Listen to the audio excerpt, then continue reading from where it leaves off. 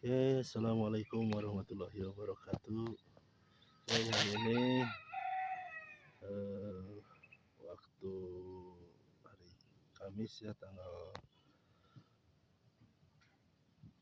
6 April 2023 ya. Jadi sekarang saya lagi ada proyek bikin buat kolam lele ya, kolam lele. Tapi ini tumpang sari di bawahnya ini saya membuat eh, kolam untuk belut ya, kolam untuk belut. Jadi ini kita two in one ini. Caranya gimana ini caranya? Pertama siapkan dulu terpal. Nah, habis itu bikin dulu gundukan tanah. Nah, terus tancapin kayu. Nah, untuk tiang-tiang penyangga kolam ya, untuk tiang-tiang penyangga kolam. Nah, ini posisinya ini saya baru 3 hari ya, baru 3 hari ini. Baru 3 hari udah ditanamin lele, ini udah ada lelenya ya, udah ada bibit lelenya. Nah, ini sekarang saya lagi mempersiapkan untuk persiapan untuk nanam belut ya. Nanam belut itu caranya setelah gundukan tanah ini itu kita bentuk kolam kan. Nah, lalu kita pasangi kayu ya, saya pasangin kayu. Lalu setelah pasangin kayu dibuatkan dulu untuk posisi untuk kolam lelenya ya. Nah, nanti kalau udah kolam lele bisa, nah ini gampang, ini tinggal kita pasang ini nih. Ini kita ada posisi kayu ini untuk narik supaya ada kolongnya ya, di kolongnya. Nah, jadi gelinding nantinya itu, jadi gampang posisi terpal lelenya, kolam lelenya itu digolongkan, ditarik. Jadi saya mempersiapkan untuk kolam belut ya. Nah, kalau habis menggunakan tanah ini, kebetulan ini saya posisinya itu di atas rumah saya ya, di atas rumah, karena ini dicor ya. Di atas rumahnya ini karena saya dicor, jadi nantinya kalau untuk menjaga air gitu ya, menjaga air tetap tergenang, jadi posisinya nanti pakai plastik. Karena kan belut itu dia itu inginnya itu ada airnya gitu ya, daerah lembab ada airnya gitu. Jadi nanti airnya itu tidak bocor ya, usahakan plastiknya jangan bocor juga. Jadi apalagi kalau pakai terpal lebih bagus gitu kan. Cuman kalau nggak ada pakai terpal mah ya pakai plastik juga nggak apa-apa gitu. Nah, nanti setelah posisi sekitar 30 cm juga cukuplah untuk posisi gundukan tanahnya. Jadi posisi kolam belut itu 30 cm juga sudah cukup. Nah, nanti dibentukan kolam ya, plastik itu dibentukan kolam. Nah, di alasnya itu alas untuk kolam bawah yaitu kolam belut pakai plastik, kalau kolam atas yaitu pakai terpal ya. Saya itu pakai terpal. Jadi nanti tuh in one panennya itu. Di atas bisa panen belut, di bawah nanti bisa sekalian panen di atas panen lele, di bawahnya panen belut ya gitu. Jadi two in one itu. Cuman pasti berbeda waktu, cuman ya 2 kali panen lele misal untuk 1 kali panen belut, karena kan belut lebih banyak memakan waktu, karena sebelum memasukkan bibit belut, jadi kita diusahakan untuk memperbanyak dulu pakan belut, yaitu cacing. Jadi bagaimana cacing supaya berkembang biak di kolam belut itu. Jadi sebelum kita menanami bibit belut, jadi kita itu menanam dulu cacing supaya cacing tumbuh subur gitu ya. Nah, bagaimana caranya?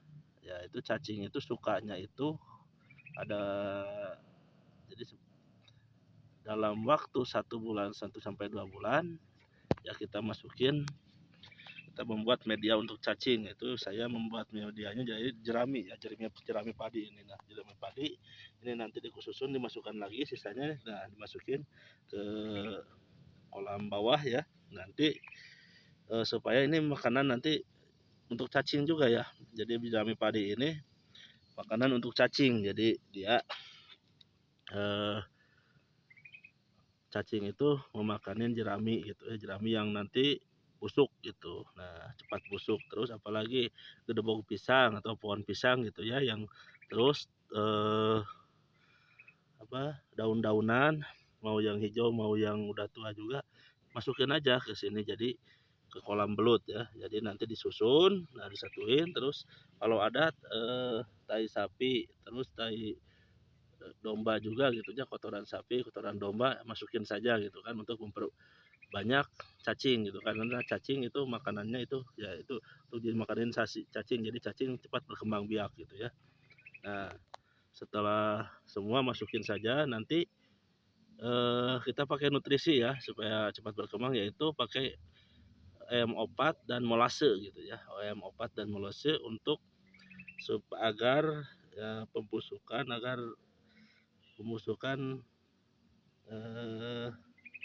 nantinya untuk itu juga untuk nutrisi belut ya, untuk makanan belut juga gitu kan. Opat sama itu, nggak pakai opat juga bisa, sama opat sama molase nggak perlu juga pakai itu juga, nggak apa-apa gitu kan. Nanti kan secara berlangsung fermentasi sendiri gitu. Nah, jerami ini fermentasi sendiri, nggak siramin pakai air saja. Tapi kalau lebih baik ya, kalau pengen cepet kualitasnya bagus ya pakai 4 gitu kan, karena untuk mendorong gitu kan, ada zat gulanya gitu ya di opat sama di molase ya, tetes tebu ya. Nah, nanti langkah selanjutnya kita tunggu dari 1 sampai 2 bulan sampai berkembang, jadi banyak udah tumbuh cacing. Nah, setelah tumbuh cacing, nah baru kita masukin bibit belut gitu ya, masukin bibit belut. 2 sampai 3 bulan lah, bagaimana kita lihat aja nanti. Kalau cacingnya udah lumayan banyak, bisa pas di jerami itu dilihat ada banyak cacing, nah baru kita baru kita masukin bibit belutnya itu ya, kita beli di pasar juga banyak gitu ya. Nah, jadi nanti belut itu bakal berkembang dengan cepat di media ini ya, di bawah kolam lele gitu. Karena apa? Karena belut itu sukanya yang lembab, suka yang ada air, dan juga ada tempat untuk berteduhnya dia gitu ya, ada rumahnya gitu. Jadi biasanya ya paling itu ya di jerami itu, sambil ada makanannya, nyari makanan itu ya, belut itu di jerami itu. Makanya saya pakai media jerami ini, karena belut memang sukanya itu berada di jerami gitu ya. Oke. Nah, nanti teman-teman semua bisa membuat kolam belut, kolam seperti ini, kolam 2-in-1 ya. Di bawahnya belut, di atasnya kolam lele gitu. Nanti bisa setelah 2 atau 3 kali panen lele, baru bisa panen belut gitu. Karena umur belut mungkin kalau 1 kali panen lele, 1 kali panen belut belum besar-besar ya. Tapi kalau nanti sudah 2 sampai 3 kali panen lele, nah baru bisa 1 kali panen belut gitu ya. Ini anggap saja ini saya barengan antara nanam lele sama nanam belut. Jadi nanam cacing dulu ya. Nanti nanam cacing itu sampai 2 sampai 3 bulan gitu ya. Supaya memperbanyak cacing itu 2 sampai 3 bulan gitu. Nah, dari waktu 3 bulan kita ambilnya itu pendeknya itu 9 bulan ya. Berarti memang 1 tahun, dalam 1 tahun itu kita bisa memanen lele 3 sampai 4 kali gitu kan. 3 sampai 4 kali panen lele kalau bagus, anggaplah aja 3 kali panen lele udah cukup lah gitu. Nah, jadi dalam 1 tahun itu kita bisa memanen 3 sampai 4 kali panen lele ya. Jadi ukuran kolam itu saya membeli di online saja, ini terpalnya ini ukurannya panjang 3 meter, lebar 1 meter sama tingginya 0,5 meter ya. Jadi setengah meter. Harganya ya banyak variasi lah, tergantung kualitas juga ya, tebal enggaknya gitu. Kalau saya pakai standar itu antara harga 48 ribuan lah, ukuran segitu 3 meter kali 1 meter itu ya, 3 kali 1 kali setengah meter ya. Teman-teman bisa membeli terpal ukuran 2 meter kali 3 meter atau 2 meter kali 5 meter juga, 3 meter atau 3 meter kali 5 meter, tergantung teman-teman ya. Kalau semakin besar terpal semakin banyak panennya ya. Ini kalau ini segini ya mungkin bisa panen sampai 60 kiloan lah, 60 kilo bisa panen ini kalau bagus itu 60 kilo gitu kan. Jadi yang penting dalam budidaya lele itu, lele diusahakan dia cukup makan dan tidak stres. Kalau lele kurang makan dan dia stres ya, stres dari pengairan, stres dari cuaca gitu lah. Jadi stres dari pakan. Nah, jadi dia bakal kanibal, dia bakal membunuh sesamanya sendiri, itu karena faktor stres ya. Itu karena faktor stres. Kenapa lele itu banyak yang kanibal? Karena dia memang faktor stres gitu ya. Faktor stres akhirnya saling memakan teman sendiri gitu ya. Jadi usahakan saja nanti teman-teman dalam membudidaya lele itu jangan sampai lele itu untuk pakan gitu kan. Pakan misal satu diusahakan cukup gitu, tercukupi ya, pakan tercukupi. Yang keduanya jangan sampai stres gitu. Nah, stresnya itu dari faktor cuacanya gitu ya.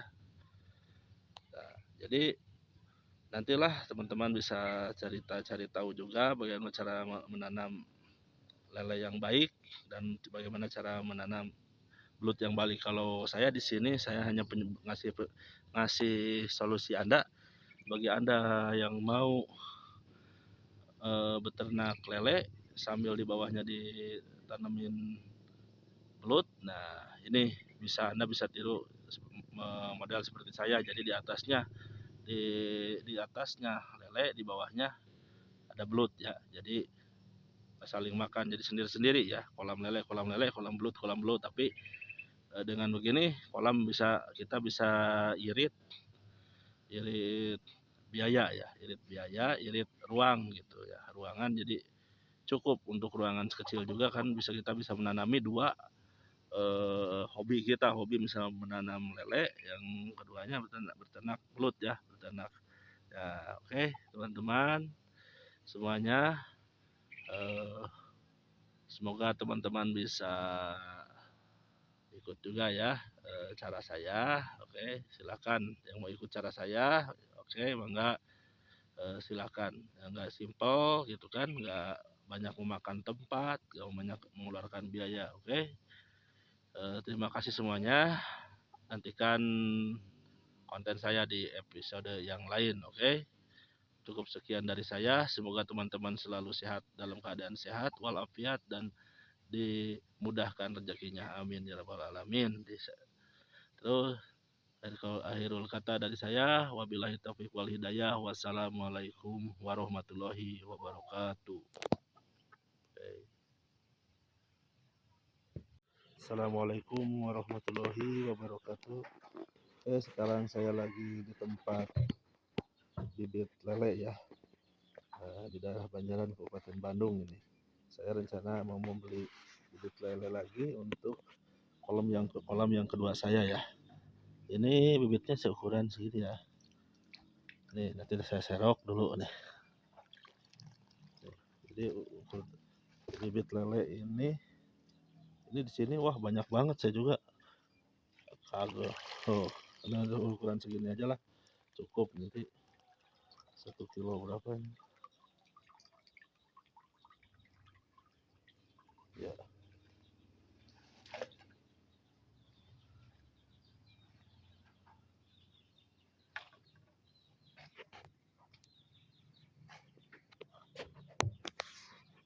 Mantap ya kolamnya, ini kolam lelenya wis banyak banget ini si bapak ini. Wah kreatif ini, dia pengusaha lele yang Mantap, ini dia menjalani tekun usaha di bidang lele ya. So guys, nanti kita sambung lagi ya.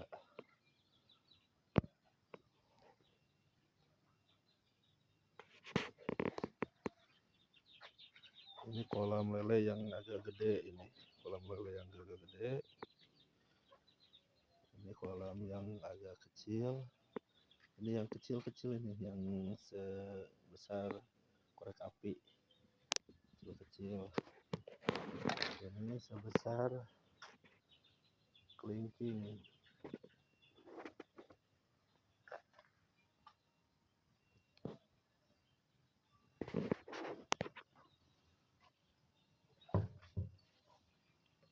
Ini pembidit-bitan sana di dia banyak. Aduh. Yang penting tekunnya lah. Oh iya, depan payungnya. Paling no iyalah biasa Pak, sageng kieu sageng gitu Pak. Sami da. Ya sami sareng ieu nya paling teh sama saminya Pak. Iya sami ya. Ya, sami lah. Per kilo sabaraha ini? Sekilo 70. Oh 70 sekilo teh. Heeh. Oh. Dari istri sabaraha sakilo rata-rata upami sageng kieu? Kurang langkung kan 200-an. 200-an itu ya. Iya. 200-an sekilo 70.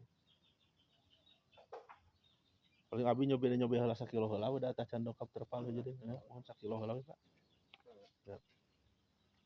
Oke, saya pesan bibit lele, bibit lagi 1 kilo dulu. 1 kilo dulu untuk percobaan ya, 1 kilo ada 200-an lah mungkin ya.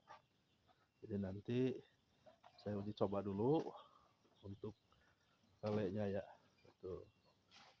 Jadi untuk lele kolam saya itu berbeda karena di bawahnya itu ada kolam belut gitu ya, ada kolam belut. Jadi di atasnya kolam lele. Nah ini.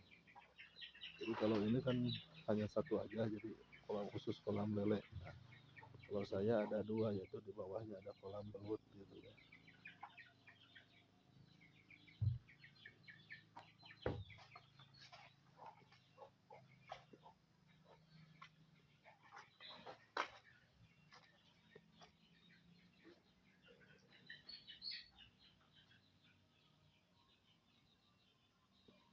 Ini ada gambar-gambar pelatihan budidaya lele. Oke.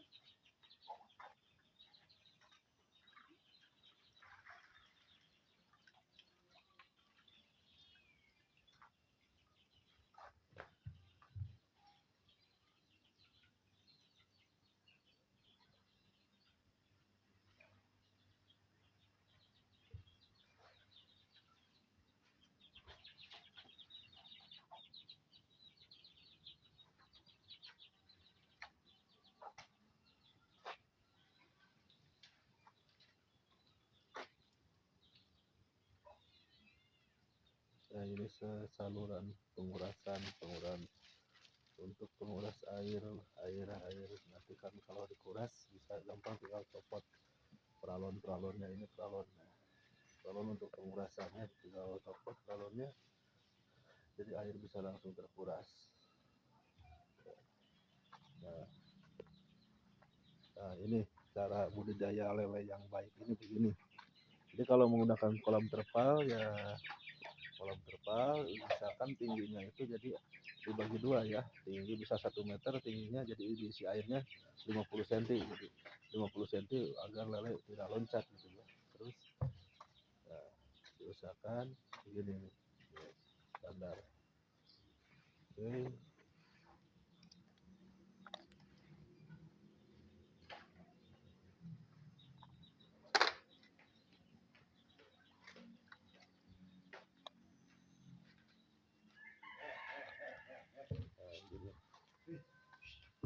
Nah ini untuk bibit itu dari lele itu dari yang mulai pisah-pisah, nanti juga sampai besar juga harus dipisah-pisah ya lele itu. Jadi agar mereka tidak saling memakan gitu ya.